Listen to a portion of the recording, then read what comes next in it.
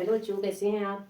देखो, एक बच्ची ने क्वेश्चन पूछा है, बहुत अच्छा पूछा है, छोटी बच्ची है। तो इसमें क्या है, निम्न चित्र में x का मान ज्ञात कीजिए। और ऐसे चित्र दे दिया है हमको और हमें ये x का मान ज्ञात करना है। बेटा हमें इसका मान हम कैसे ज्ञात करेंगे। सबसे पहले हमें यहाँ पर एक त्रिभुज दे रखा है। क्या दिया है, त्रिभुज दिया है। त्रिभुज में एच टाइप में एक साइन दे दिया, यानी निशान दे दिया। तो जो इस टाइप में निशान होता है तो तुम समझ जाना कि ये कौन, यहाँ पर कौन सा कोण बनता है, 90 अंश का। या ये जो त्रिभुज है इसमें समकोण त्रिभुज बना है। कैसा त्रिभुज है, समकोण त्रिभुज। अब बच्चों हम सबसे पहले इसकी बेसिक चीज में जाएंगे। ये जहां पर एक समकोण त्रिभुज होता है, एक हमारे गणितज्ञ थे, उन्होंने इस त्रिभुज को नाम दिया था। ये जैसे यहाँ पर समकोण 90 डिग्री का कोण बना है, एक त्रिभुज ले लिया ABC।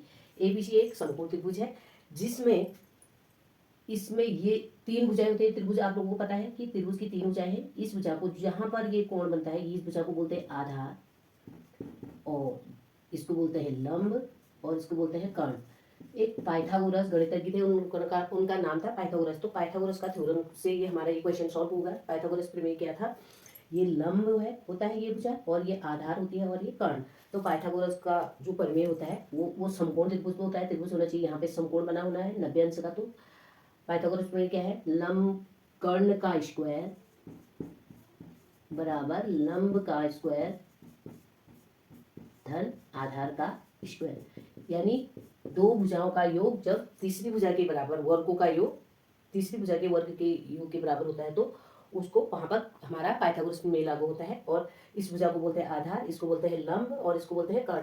तो यहाँ पर हम देखेंगे सेम वही चीज है। हमें यहाँ पर भुजाएं दे दी है, लंब दे रखा है 3 सेंटीमीटर, और आधार हमें निकालना है, और कब ये क्या होगी, कर्ण हमारा है 5 सेंटीमीटर।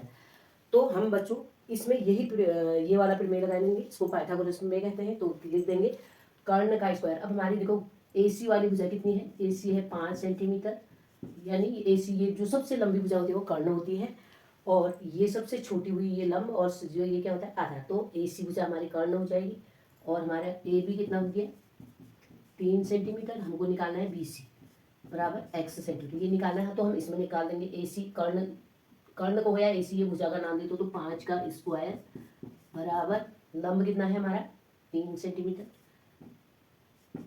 स्क्वायर धन आधार क्या है x है, ये निकालना है हमको। तो बच्चों इसको ऐसे लिख देंगे। अब हमारे स्क्वायर कोई वर्ग करना आता है, 5 का स्क्वायर कितना हो गया 25 हो गया, बराबर 3 का स्क्वायर 9 सेंटीमीटर स्क्वायर धन x कितना है x स्क्वायर। अब यहाँ पर हम देखते हैं हमें जो चीज निकालनी है उसको, तो इसको यहीं पर और अंकों को ये स्थान दें, 25 माइनस 9, और सेंटीमीटर से सेंटीमीटर सब में है तो ये कट जाएंगे।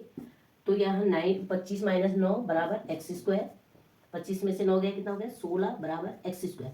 अब हमें एक्स स्क्वायर नहीं निकालना बल्कि एक्स से निकाला, वो भुजा का मान निकाला। तो जो इसका स्क्वायर है इसके वर्गमूल में चला जाता है, इसको हम ऐसा लिख लेंगे।